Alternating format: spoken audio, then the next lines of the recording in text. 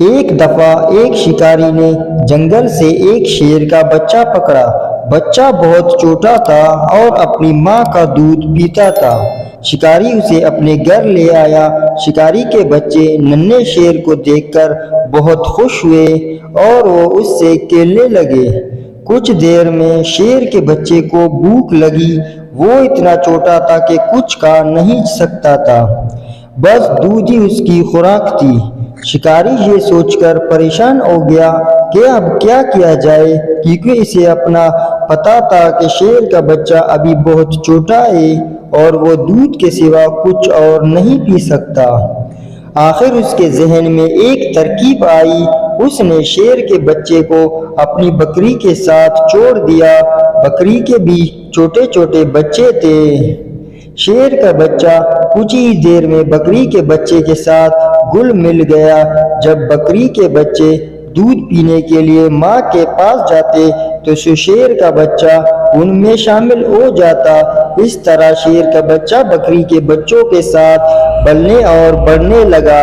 وہ آہستہ آہستہ انہی کے رنگ میں رنگ گیا۔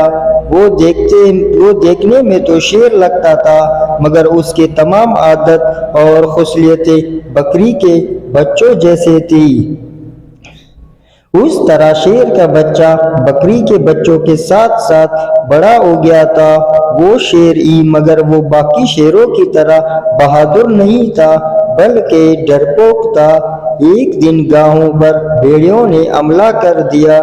شکاری کا گھر چونکہ جنگل کے نزدیک تھا، اس لیے کچھ بھیڑیے شکاری گھر میں داخل ہو گئے۔ شکاری اس وقت کہیں گیا ہوا تھا۔ بھیڑیوں نے بکری کے بچوں پر حملہ کر دیا۔ اچانک ان کی نظر شیر پر پڑی تو وہ ڈر کر بھاگنے لگے، مگر جب انہوں نے دیکھا کہ شیر ان پر نہ تو غور آیا اور نہ ہی حملہ کیا تو ان کی ہمت بڑھ گئی اور انہوں نے بکری کے بچوں کو چیر پاڑ دیا۔ شیر کا بچہ اگرچہ ایک بڑا شیر بن چکا تھا، مگر اس میں شیروں جیسی صلاحیتیں نہ ہونے کے برابر تھی۔ وہ کھڑا سب کچھ دیکھتا رہا اور ان کا مقابلہ نہ کر سکا۔ بھیڑیے حملہ کر کے واپس چلے گئے اور شیر وہیں کھڑا رہا۔ کچھ دیر کے بعد شکاری گھر واپس آیا تو یہ دیکھ کر حیران رہ گیا کہ شیر کے ہونے کے باوجود بھیڑیوں نے حملہ کر کے بکریوں کو چیر پاڑ دیا اور شیر کچھ نہ کر سکا۔ اسے بے حد صدمہ ہوا۔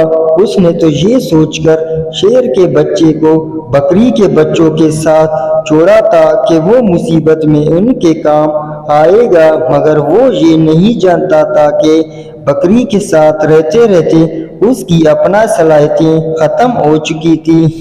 اگر وہ شیروں کے ساتھ جنگل میں رہتا تو پھر ان کی طرح شکار کرنے کا عادی ہوتا اور ان کی طرح بہادر بھی ہوتا۔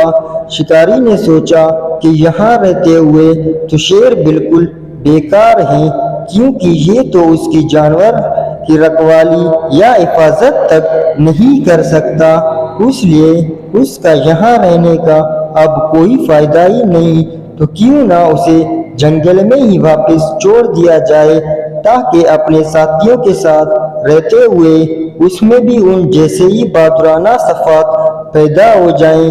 یہ سوچتے ہی شکاری نے شیر کو اپنے ساتھ لیا اور اسے واپس جنگل میں چھوڑ آیا۔